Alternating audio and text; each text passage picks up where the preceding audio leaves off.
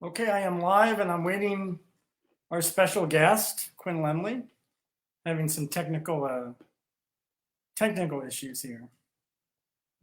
So I thought it was a good idea to start even though the guest isn't here. So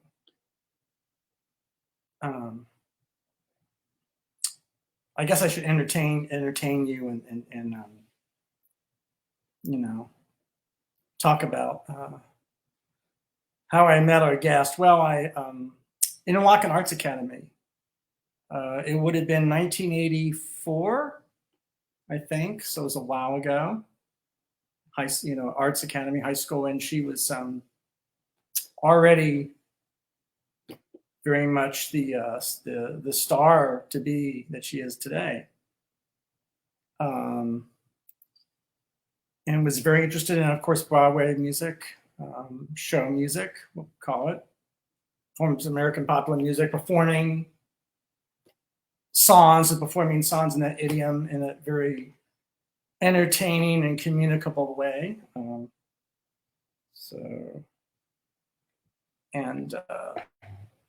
Things like kind of like this, sort of, not exactly like this, but there she is. There you are. Am I too dark? I have to move around if I can. I know. I was just getting ready to entertain the audience. Yes. It's good to see you, Quinn. It's so good to see you. I am in this beautiful club. Where are you? I'm at the Soho Grand, and they have this beautiful jazz club, but I'm trying to find light. And, I'm like, I told you, I don't have my regular studio, so in between, I'm trying to find my light. Can you help me find light? I've got this sexy girl that's going to help me find light. She's like super jazzy. But this room, I have to show you this. Mitch, you love it. Look at this. I'm at the Soho Grand, and this is their jazz room. And it's super, look at these. Wow. Hello? Hi, sexy people who are on TV. Very beautiful. Hi, yeah. So it's this you would love it. Yeah, I would love it. So I'm trying to find light. Sorry, I think this is the best place. Yeah. Well, I'm right here. Can you see me? I was just telling our illustrious audience that I've known you since high school, and that you were very much in high school the star to be that you are now. And very interesting. Oh, thank you. I'm hoping that I can get some light here. So I'll. There's so much to talk about. You guys are amazing. Yay. All right. Well, I'm on camera with the famous Mitch Hampton from Berkeley, and I'm sorry it's so dark, but there you are. What do you think? Look how dapper you look. Quinn, I wrote a song for you. In ages. A song for you, right? You did? Yeah, that you have to put lyrics for me. I only did the melody, but this is for you, Quinn. This is really something. Look at this. Look at this. See, you look so great. That's an original sheet music signed by Cole Porter, Fred Astaire signed, George Gershwin. Oh my God. Bobby, I have a Bobby Short. See, sign that painting for me. How wonderful. Well, play it for me. I want to hear. This is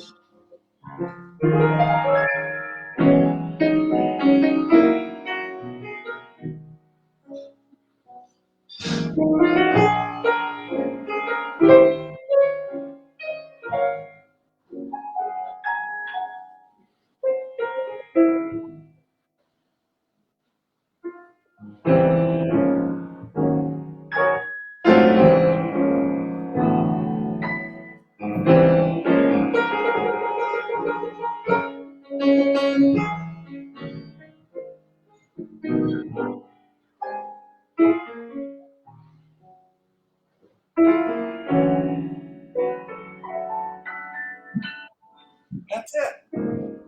Oh my gosh, Mitch, that was for me. Isn't that you in music? I So- love it. We have to get a lyricist and write a song. No, you're gonna write lyrics. I can't write Yeah. lyrics. Can you write words to that? Well, I mean, look, Alan, I'm able to. well, either that or Alan and Marilyn Bergman. We'll send it to them. Although I don't think. Yes, I have some other friends in New York that might be able to write too. That is beautiful. I am so. Thank you. Do your listeners know how our history? I told them we met at Interlochen Arts Academy and that you were already interested in Broadway at a very early, and that you Michigan, and you're from Indiana. You're a Hoosier. And you're Floridian. Oh, okay. I thought you were a Hoosier for some reason. No, I'm a Hoosier, but you're from Florida. No, I'm from New York City. You are? Why? But I thought you Manhattan. grew up in Florida. But I was born in Manhattan, 1967. Oh my God, I didn't know that. New York. That's so great. You look so great. You look great too. Thank you. And I'm so glad you're playing. That song is just so beautiful. Do you see yourself doing something with that? There's kind of Tell me of your audience. David Rose. I don't know. What do you think? So, because I know you did David Rose as the stripper. You set your own words to that. I did. I wrote the lyrics for our show Burlesque to Broadway. I wrote the lyrics to, like, we were doing the show Burlesque to Broadway. It's me and 4 girls and a 9-piece big band. And I wanted to show the power of the women that went from burlesque to Broadway and beyond. And I wrote the lyrics to the stripper because it was the most iconic striptease song, and with those soaring horns and our lead horn player, he's the lead trumpet player at Radio City, and so it was so much fun because I got to write these really bawdy lyrics, but I'd never written before, and people love it. It's a good song. Just hear the horns blow and watch the girls go. It was really fun. So that was my foray into writing lyrics, but I'm directing and producing and with my husband Paul Horton and we just finished a 10-month residency on my show Rita Hayworth, The Heat Is On in New York City. I don't mean to interrupt, but I want to interject because I can't emphasize enough. Anybody out there, if you get a chance to see Quinn Lemley, you must do so, because you're actually a real deep connection. I mean, look at my room. Look at the stuff I'm into. I love your room. You are a connection to that, to the aesthetics of glamour. You know, and it's very. Thank you. That's where I get my inspiration and that, you know, like I do the Rita Hayworth show and my Burlesque to Broadway show and the jazz shows, but like I let people the story because when I was growing up, I was overweight. I had a stutter. Oh my God, that picture you sent me. Did you put that up for your viewers? You and I at Interlochen? Oh my God. We're priceless. We're 80s. Yes, this is Mitch Hansen and I. Look at the skinny tie and the yes, the skinny tie and the wide pants for me and the hair and the makeup. Oh my God. Amazing. And this is you're doing a little bit of a. You're doing a little bit of a. What to me? Oh, Quinn, that's a little bit of an Ellen Barkin thing in your face. Yeah, I'm a little Ellen Barkin. I had no idea I had that in me, but. Well, you also have Annetta Toole in you, right? Who's Annetta Toole? The young Annetta Toole. Annetta Toole was Peter O'Toole's daughter, a big star of the 80s. Oh my gosh, I love that. I love that. I don't know her. So anyway, when I used to go and I was overweight, this was before I knew you, Mitch. I would go every day after school. My granny Lemley lived across the street from us and in Columbus, Indiana, and I would go across the street after school and she would play me all the great big band singers and then we would watch all the great movies of the 40s, 50s. She saved your life, right? Glamour saved your life. So I'm going to ask you kind of a more specific question. When you heard somebody like Doris Day sing, great singer, or June Christie, or June Christie or Anita O'Day, or Mitch, did you know I met Anita O'Day? Can you talk about that? Yeah, I met her at the Blue Note with the famous jazz critic Will Friedwald. Oh, Friedwald. Okay. And I do one of her numbers in on one of my albums, and an occasional man. Do you know that? Yeah, occasional man. Yeah. Do you know that tune? Yeah, I got an island. But when I'm in Greece, I have to say, I've got an island in the Aegean, and everything about it is Agreean. No, I have to change the lyrics, right? So anyway, I got to meet. She's one of my idols, and she's got, she had like. You guys, I'm so sorry about my lighting situation here. I should put the light. There's also a slight delay in the audio. I'm in this sexy club. You're in one of the greatest clubs in New York right now, right? So I am. I'm at the Soho. My husband and I we've been on tour for 2 months, so we're now living at the Soho Grand. We move home tomorrow, but May I ask you, have you ever worked at Carlisle? Have you ever had No, I've never gotten to do the Carlisle. I've done the Algonquin. Well, you played. You were there when we did the Algonquin. There you are. Look at that. So we'll have to play together sometime. We have to do a gig together. Oh wow. Yeah, we have to do a gig together. I think I know most of your repertoire. I certainly know Pal Joey's score, and I know I have to learn some things because there's. Rita Hayworth did so much music. I mean, not just. Well, she didn't sing. But my husband was so brilliant because when he took over the show, he had us completely reinvent it and put it to the fabric of the Great American Songbook of her life. Right. So it opened it up from like the songs that she performed, that she lip synced. Anita O'Day and Anita Ellis were the people that sang for her, but nobody knew that because Harry Cohn, the head of Columbia, kept that a secret. That's right. And so, but even though some of the greatest songs like Long Ago and Far Away, Bewitched, what key do you do that in? They weren't. It wasn't like Maryland. Yeah. So now our.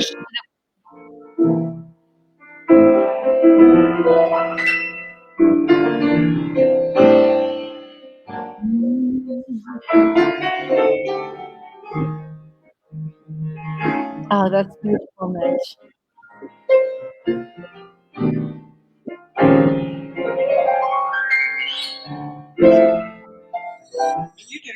You could all do all that. You could. I'm sorry. We have to do that together. No, but you do it. I wanted to get. I'm sorry, I don't mean to interrupt because it's important. But I love it. What I was going to ask you is that you got inspired by great singing. That something changed in you, right? When you heard Chris Connor or Anita O'Day. Oh my God, these women were just so inspiring, and I just felt like, and they were glamorous and they were powerful, and they told the human story through their song. I have to do that. Yeah. Well, you and I connected when we were. I mean, you guys, we were in high school. We were in high school, but we were into different things. Like We I make jokes about. We were cool. We were cool. My whole thing was Sondheim and Sunday in the Park with George. Remember, I was obsessed with Sunday in the Park with George. Playing.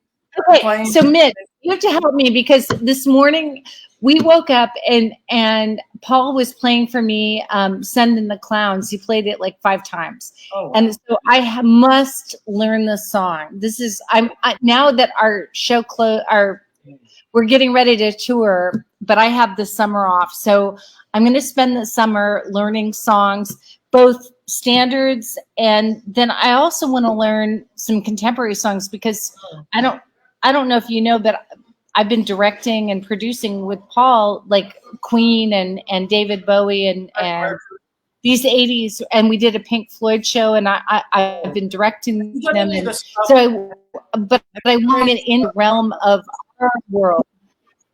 Well, stuff from Low or Ziggy Stardust. Have you done any of that? I'm sure you. Oh yeah. Well, I'm learning. My next project is I'm going to learn rock and roll suicide. Right. Time takes a cigarette. It reminds me of Marlene Dietrich in The Blue Angel. That was an influence on Bowie. He Yeah. talks about that. He influenced. Oh, he does? Oh yeah. There's interviews. I think. I directed it. Well, with the way we have it in our show, it's very small. Like Iris in by the piano, the first verse, and then when the band comes in, it opens up and it gets crazy. You're not alone. You're wonderful.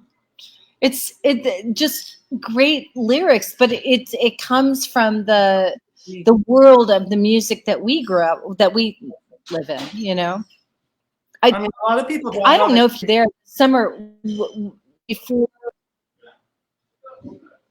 They don't know what. Oh no, people may not know that I'm really into 70s music, and you wouldn't know that to look at this. But that's a whole other. I have a whole 70s. I didn't know that. Yeah, because I'm a 70s aficionado, so I'm of course interested in. Well, you would love our Queen show and Ultimate Queen celebration, and our Pink Floyd show. And I was like, when my husband asked me to direct it and help produce these shows, I'm like, who am I? I'm like this cabaret, Broadway gal. And he was like, no, who are you not to do it? You're the perfect person. Yeah, I mean, so I understood it. I see you as so I think there's things in your future, like a psychic. You're gonna. You're my psychic network. You're gonna have and you're gonna incorporate rock and roll elements. I think. I think that's the next thing, because we were just at Maria for lunch, and we were talking to the bartender, who's therapist, but we were talking and we were saying how with our shows, Queen or the music, Bowie, Queen, Pink Floyd, but especially Queen, it's the new standard. It's the new Frank Sinatra, because the people, the audiences that are going there, it's the soundtrack of their life. Right. Are you going to do Under Pressure? Are you going to perform? Well, we do it in the show.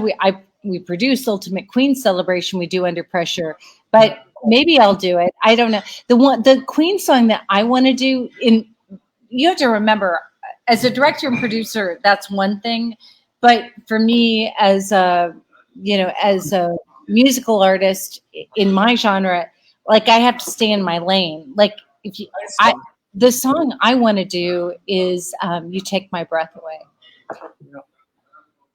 I walked down the aisle to that. You did? Yeah. With Paul? Yeah. In Maroma, Mexico, with our.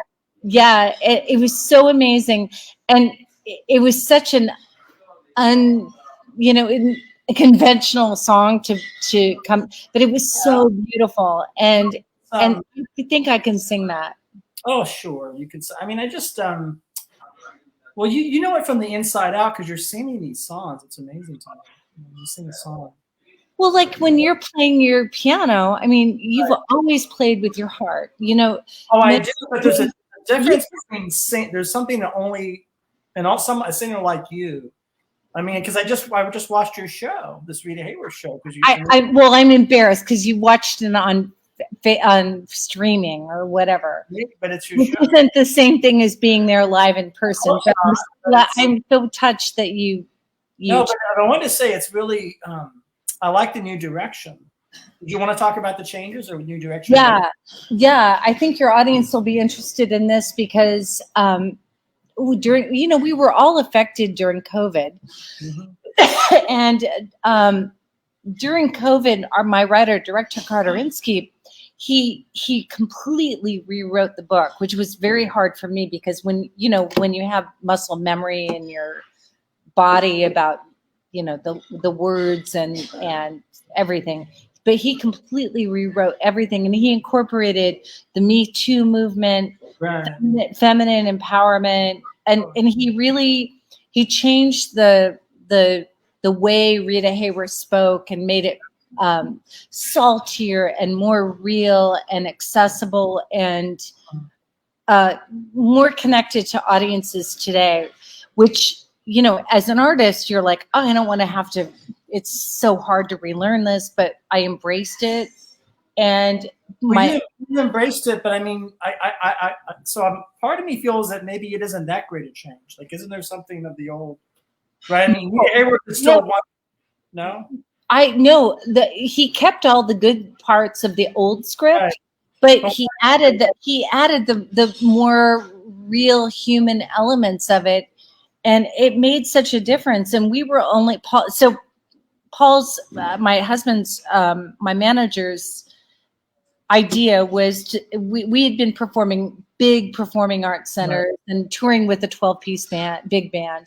And his idea was after COVID, I mean, I don't know about you, but we were all suffering as artists during COVID, because it's like, I haven't performed in front of a live audience and you start losing your mojo, right? Yeah. And so he's like, why don't you take the show back to Don't Tell Mamas, where you started your career? Okay. And it's like an 80-person club, it's a little club in Midtown, but it's super famous, and everybody's careers started there. And he's like, we'll do it for 4 months and be done with it, right? And give you tiptoe. But COVID was still, people were trepidatious about going into clubs. We didn't have any expectations. We didn't think anybody was going to come. Yeah, people came, they flocked to the room. Of course they did. Our reviews were so amazing, and we got such great press, and the whole idea that the show was now about the Me Too movement and female empowerment. But what I want to say is that Rita Hayworth's life was a testament to that. Yeah, it was. Hayworth herself was a feminist, and actually, you already know all this. She was a very committed person in her own life. Yeah, she was. But, the thing is, you hear about people talking about these things all the time today, but this is from a perspective, if Marilyn Monroe or Rita Hayworth or Ava Gardner, that, these people had to play the game, and they did what they had to do to become the people and the gifts that they gave the world today. And what I loved about Carter's script, and I have to say my performance, which the being allowed the permission to be a character, to be a woman, to say, you know what, I had to do what I had to do, because I had to do what I was taught to do, and I did it. I did it with the people, my manager right by my side, and this was in the 1940s, and and then also to really embrace the loneliness of the pain that she felt in her stardom, and as well as her marriages, right? Also. Yeah, she was married 5 times. 17 was her lucky number. but Um, but you know, it was a really powerful story because it's about somebody that lit up the screen, that worked harder than anybody else in Hollywood, and yet, you know, personal happiness, and of course she was the first celebrity to have Alzheimer's. And we've raised a lot of money for the Alzheimer's Foundation, which was great, you know, in our shows. So I have to ask you, I'm sure you do a lot of research. I mean, you have your own life as a woman and as Quinn Lemley, but you do, right, exactly. But do you do research? Like, do you read Fanny Brice's memoir? I mean, do you, when you I study? read everybody's memoirs. Right. After Rita Hayworth, Paul was like, "You have to do another show," and we created Burlesque to Broadway. Right. I wish I had my studio and my lights. I'm so sorry. Did you care to comment on your? Oh, Anne Margaret. I got to meet Anne Margaret. She's one of my idols. I love her. Well, did you know Roger? Did you know? I met Roger and their little white dog. Oh, you're so lucky. I know. I was really lucky. I have these two wonderful friends, Preston and Richie, and for my birthday, they surprised me at a high roller event at Mohegan, not Mohegan Sun, the other one in Connecticut. No, in Connecticut, and so we went, and Anne Margaret was so generous and gracious, and she was like, and I brought her my CD, which I've got. Well, I have several CDs, and I homage her in a lot of them. I do 13 Men, and a lot of some of her covers. And you know how lucky to be a woman from Bye Bye Birdie. Oh, I love that. I've sung that in concert. I've never recorded it, but she knew about me, and these guys had given her my recordings, and I walked into this party and it was packed with all these people, like, you know, bowing down to her, and she just walked right up to me and she's like, "Quinn, oh my God, my fellow redhead," and it was like just total passing the torch. Oh yeah. No. And that's what I was saying earlier. That's what I meant. You're continuing that tradition. You're the connection. So you and Margaret, I mean, you know, it's not going to die, thankfully. You know, that's why I sort of think. Yeah, no. I mean, you are too, Mitch. I mean, with your music, I mean, it's beautiful. And I just, it's interesting. So I guess you're changing when you read these biographies. You have the experience of meeting Anne Margaret, or you're getting. Well, you know, the weird thing was that Paul was like, after doing Rita Hayworth, he was like, "You need a new show to perform in performing arts centers." Yeah. Hello?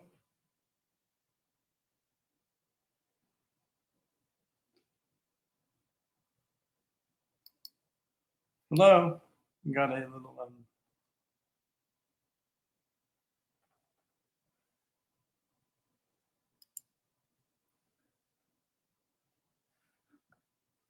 it froze.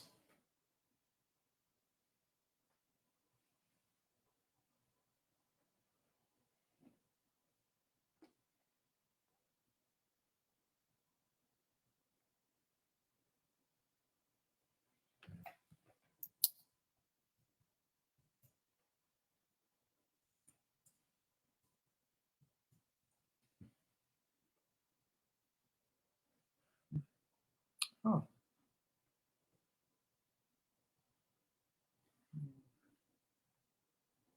Mm-hmm.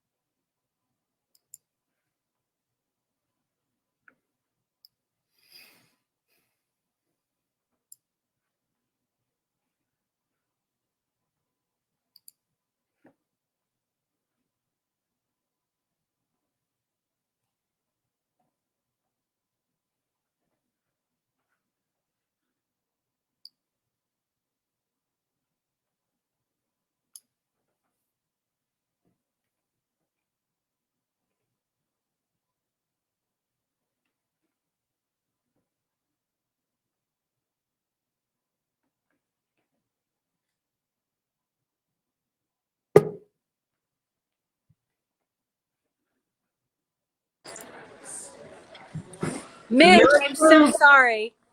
It's, you know what? That had to happen so we can see you. Look at that. Look at the reception. Look at you. Are we good? We're good. We're definitely good. Oh, were you talking guys, about, I am so sorry. I'm on the road, so I'm not in my of home course. studio, but I am in this beautiful club. Look at that. People getting ready. Yeah, they just arrived, and it's at the Soho Grand, and they have a Yeah. great jazz room. It's called the Club Room. Right. So I'm here, and we were just talking about meeting Anne Margaret and yeah. So Anne Margaret was so gracious and lovely. I mean, the yeah, same thing with like Anita O'Day and like Will Friedwald, the critic. He yeah, took me and he was like, Anita had kind of personality.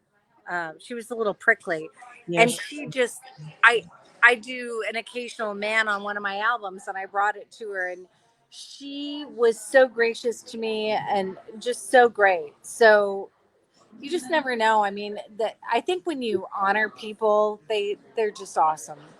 Well, yeah. And my favorite is Eartha Kitt.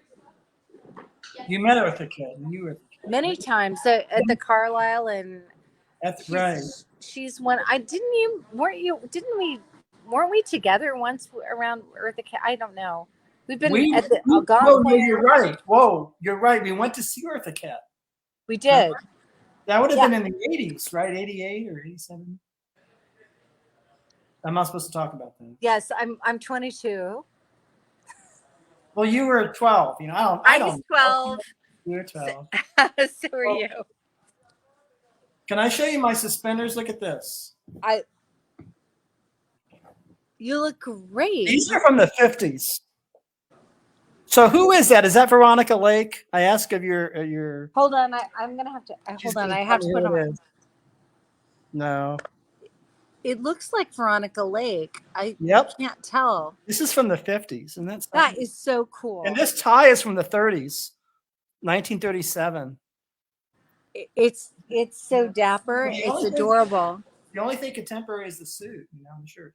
But any well, event, you look amazing. I apologize for not wearing a redhead, and it's hard to find. I do have redhead. A redhead is hard to find, my dear. Are you in touch with anyone from Interlochen? We went for those people listening. Mitch and I were very lucky. We went to this private boarding school for school, not for camp, called the Interlochen Arts Academy, and we had like the best of the best coming, like giving us master classes and so on, and it was incredible. I'm sorry about the noise. I've got the noise. No problem at all. The only people I talk to are, I guess, Coleman Reboy, who I've had on the show. There's a face from the past, right? Coleman, and I haven't had Harry Moskoff on the show. Maybe I should. You should. Is he still playing drums? Well, you told me he was a rabbi, didn't he? I think he's a rabbi and a cantor now, but I don't know. I don't know anything. Yeah, it's hard to keep up with old things, but I'm wondering if that dress is amazing. It's a really beautiful, beautiful, beautiful dress. Oh, thank you.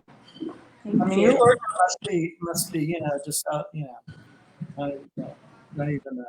Well, I've tried to stay glamorous. Well, sure, yeah. You got to do something. I know. I mean, particularly. What's your favorite? What are your favorite songs these days? What are you playing? Well, I'm writing a lot of my own music, but in terms of standards, Long Ago and Far Away is great. I just think that we're doing a monthly free podcast called Up Close and Personal. If your viewers want to go to quinnlemley.com and give me their information, I'll send them like once a month. My pianist and I, Tom Wilson in New York, and maybe you and I can do something sometime. But we just do 30 minutes of live music. I've been working on the song Aesthete that Shirley Horn does. Yeah. Church Aesthete. Play it.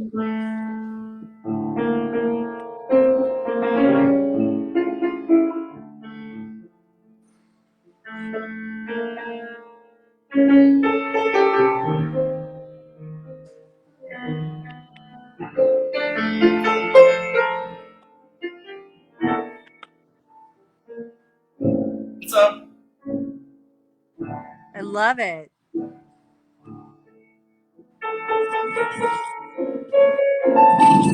It's that. So, but you know, I'm inspired by you because you did. Is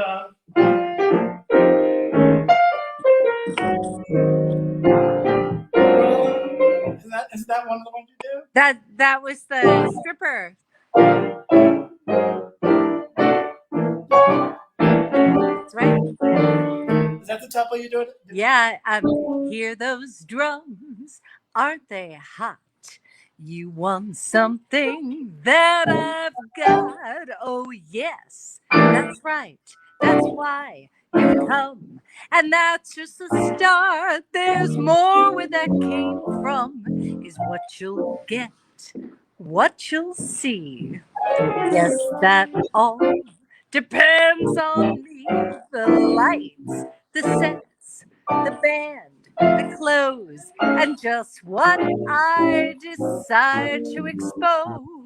White hot spotlights, red hot mamas, stage Johnnies, backstage dramas, sequins, spandex, bumps, and grinds. I just want to listen to this word. Now they're turning into a club, so I can't. Yeah, but I wrote the lyrics to deflect to show what our show is about. Yeah. I mean, burlesque. I don't know why I thought of Fanny Bryce for some reason. It just popped into my. Are you a fan of Fanny Bryce? Oh, I love Fanny Bryce. But what I was going to tell you was that you guys, I am so sorry that I'm in a club now, and I'm not. Crazy. So, but it's beautiful. It is. It's just. So anyway, when we were doing Rita and Paul said to do a new show, I was always interested in Gypsy Rose Lee and what her real nightclub act was all about, and so I thought I would recreate that. You reconstructed it, right? You did what, more or less, you reconstructed. You did what she would have done. I did. Yeah. Bits of it. I did it in a piece of the show. But I did all the research. You know, we were talking about research, and I researched and I read all of the books about her, and I got all of the old albums and everything about her club act. And I was like, I didn't like her. So well, she's not. So you're saying she's a little bit like the character in Gypsy? She's like Mama Rose. You like Mama Rose? And I didn't like who she was, so I didn't. Interesting. So I was like, but. In doing that, I was researching Mae West and Sally Rand, and because you can't just research one character that you're doing. You have to create the whole, right? You have to do everybody. And I fell in love with all these women because these women created themselves and their characters and their music or their act or whatever it was during the Depression.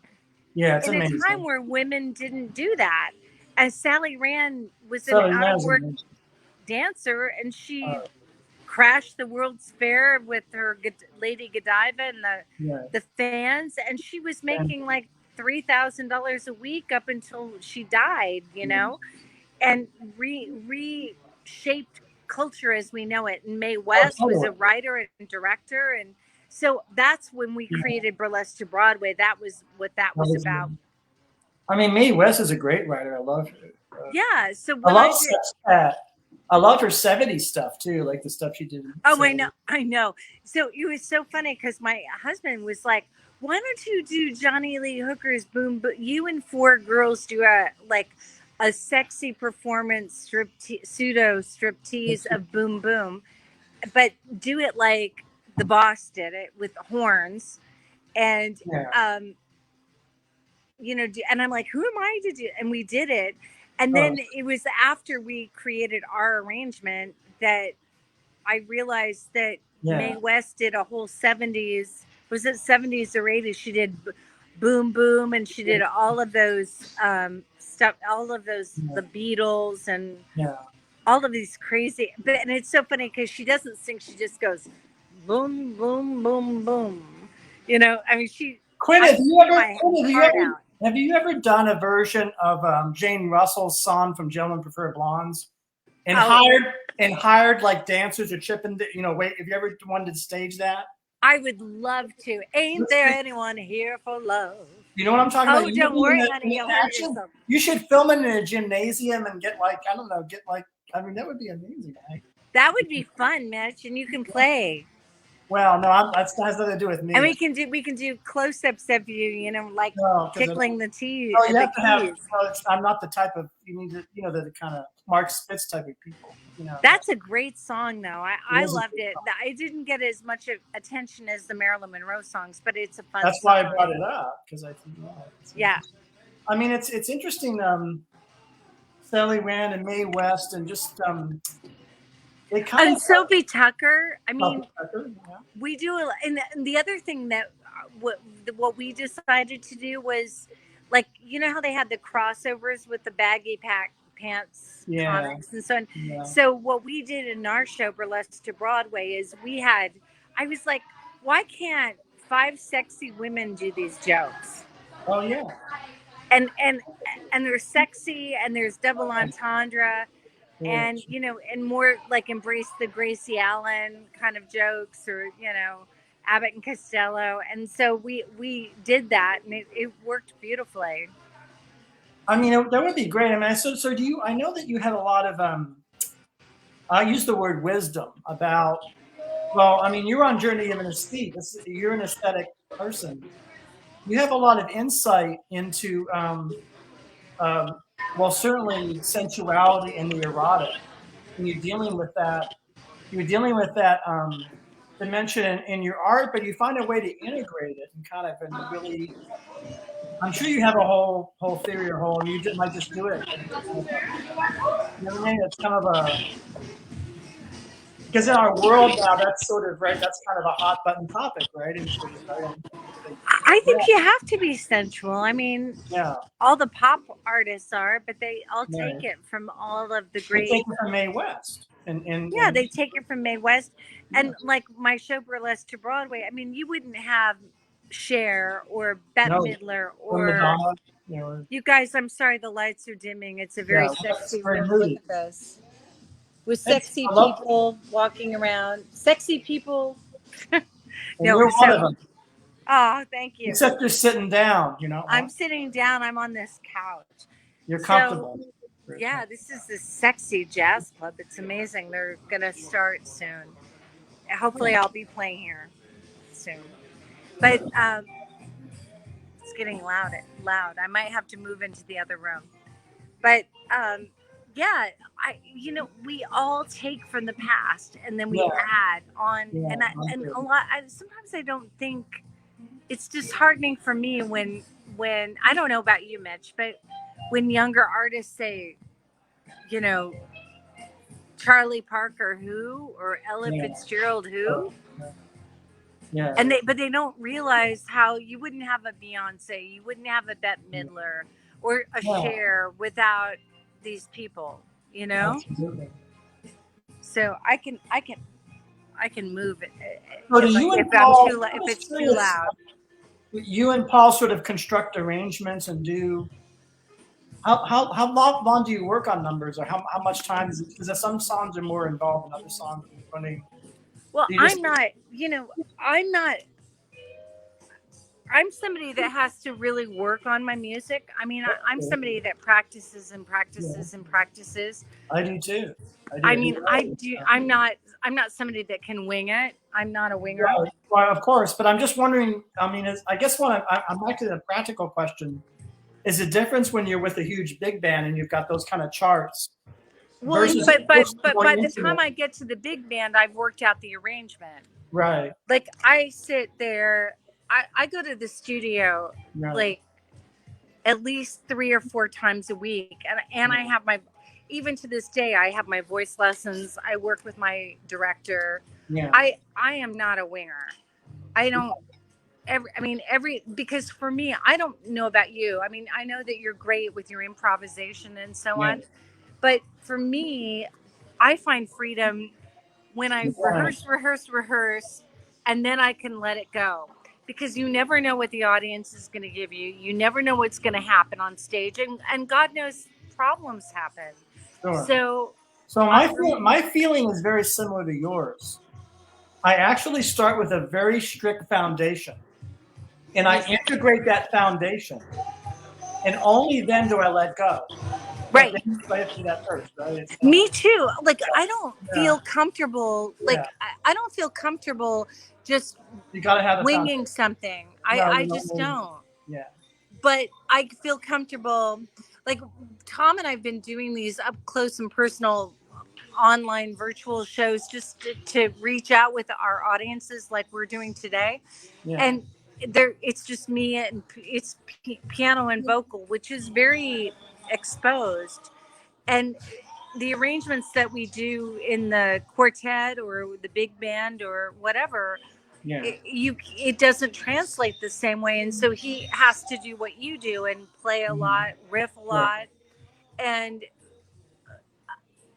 there's a lot more listening. There's a lot more. I mean, not that you don't listen. You Right. listen in a different way, and it's Well, he has a good left hand. He plays good bass line. You know, it's I like you guys are really a good duo musically. You know. he's amazing. He also plays in our Bowie show. He does keys on that, and then Yeah, he's our musical director for Pink Floyd. So yeah, he translates genres, and he's an accomplished organist. And yeah. I'm just so grateful to have the privilege to play with such amazing musicians, and like you. I mean, Mitch, you've always been amazing. When you're switching styles, like when you go from doing a song from Put the Blame on Mame or something like that, and then you're doing a Roger Waters song that surely is kind of a different tech. What are the differences or things that you could talk about? It's change. Well, for me, I'm just now starting to, for me as a performer, to start singing this material. Like I said, I want to do Rock and Roll Suicide and You Take My Breath Away and songs like that. But I think that one has to, we were talking about that last night, you have to stay in your lane. Like if I sang Bohemian Rhapsody, I think that would be kind of silly, you know, but for me to direct it and produce it, you know, it's like wearing clothes. Trying on music is there are certain songs that are great songs, but they're not great for every artist. Right. You know, I don't know. I mean, can you play everything? No, I don't. Well, I part of my style that I developed is actually based on a lot of musical language that I synthesize. Right. So that's actually my style, but you stay within your style. There's things I don't your do. Genre. Right. There's things I'm not. Right, because I'm not interested in them, or because I don't. Like I'm not gonna go do rapping. I might do a country tune, but I'm not gonna. Well, here's a country song you would do is Crazy. What? You could sing Crazy by Willie I Nelson. I could sing. Or you could sing Dolly Parton. Yeah, I could. That's true. Thank you, because I'm looking for any of your listeners have song suggestions. I'm looking because I have 2 months off, so I'm looking to do more contemporary songs because my goal is to move more like into the postmodern jukebox. Postmodern jukebox, yeah, that kind of era, or the clown, taking modern songs and singing it in our genre. Right. Or for me, I like it more in the Shirley Bassey style, or like lots of horns and aggressive jazz.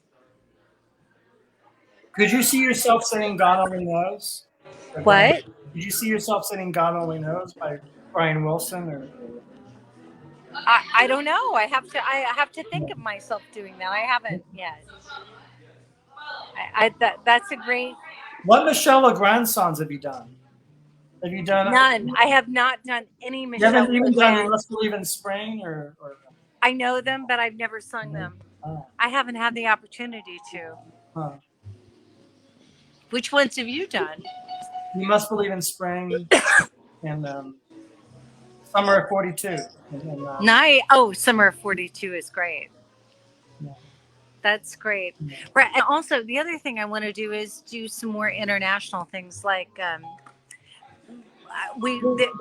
don't know if you saw the guy. He was on the French Voice, La Voix, or whatever, American Idol, and he did this version. It was so kick-ass with this big drum solo of La Folle, Edith Piaf's. I want to do that, and I want to do La Vie en Rose, but in a new way. I'm not sure what that means. You have to put the Quinn Lemley thing into it. Yes, so I need to figure that out. So next week I'm going to start doing that, but I want to do La Folle because we were thinking of adding it in our Rita Hayworth show, where she's the biggest star in the world, and she leaves Columbia, and she's pregnant with a Howard Hughes child, and she's like in this whirlwind in Europe, and so we wanted to put La Folle in. So, but I want to do it with American. You know the thing I love most about your Rita Hayworth show. I mean, I like all of it, but the thing that actually might really affect me the most is when you do the monologues and talk to the audience. It's so much fun. Well, that's amazing. That's a whole. I'm sure you know what I'm talking about, because it's like, yeah. Well, it's like a play. I mean, exactly. We have 24 songs, but with the lyric, I mean, the book really anchors the songs because everything has movement and meaning, and all ages. I mean, this time around, our demographics were like from 20 to 70. You know, I mean, but a lot of women, a lot of gay men, a lot of history buffs and film buffs, and jazz aficionados. And Quinn, why haven't you been a guest on TCM? I don't know. I keep asking myself. You should contact Ben Mafowitz, right? Don't you think you should? They should give you a whole week. They should. Can you send me his information and I'll? They should play "Lady from Shanghai" and Pal Joey, and have you introduce them. Introduce Pal Joey and Lady. I could introduce them, and I could sing the songs. Sing the songs, yeah. Maybe we could do them together. Isn't Pal Joey an incredible film, though? I love it. Like one of the two best songs in our show, I think, are from Pal Joey. "Bewitched, Bothered, and Bewildered." I'm vexed again, perplexed again. Thank God I can be oversexed again. I mean, you can't get lyrics better than that. And then, I mean, that's all Larry Hart. Did you read my essay where I talk about Larry Hart's transformation with Oscar Hammerstein? There was the Richard Rogers. How Richard Rogers changed, from that to Oklahoma and Carousel. I don't think I mean, I like that work, but not like the Rogers and Hart. Oh no! But Rogers and Hart. Is that basically Richard Rogers entering the 50s, right? And a different Oscar Hammerstein. Yeah. The Sun Was You and whatever. But when did Larry Hart die? He died shortly after that. Well, he died in the So, I don't know. I mean, Hammerstein's music was incredible. My vocal coach and music director. Hammerstein. Go ahead. Were you going to say something about your vocal coach and Hammerstein? Oh, he has a Frenchie named Oscar Hammerstein. Of course he does. Yeah. No. Oscar Hammerstein was Stephen Sondheim's teacher, right? And so there's that too. Yes, he was. I forgot that, Mitch. I did not. Look but how I'm just talking about the change. Look how hip this is getting. It is very hip. Yeah. Well, I'm talking about I have an arrangement of Bewitched that I do with my trio. I do, and it's kind of it, but I take it very slow. Of which song? Bewitched, Bothered, and Bewildered. So play it for me. Well, I do it. There's stuff going on.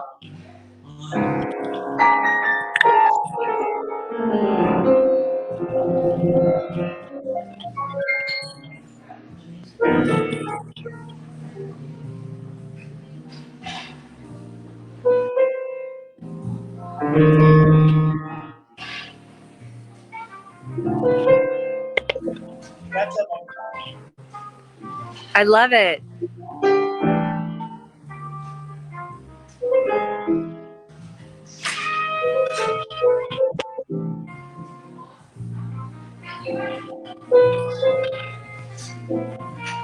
do it that kind of,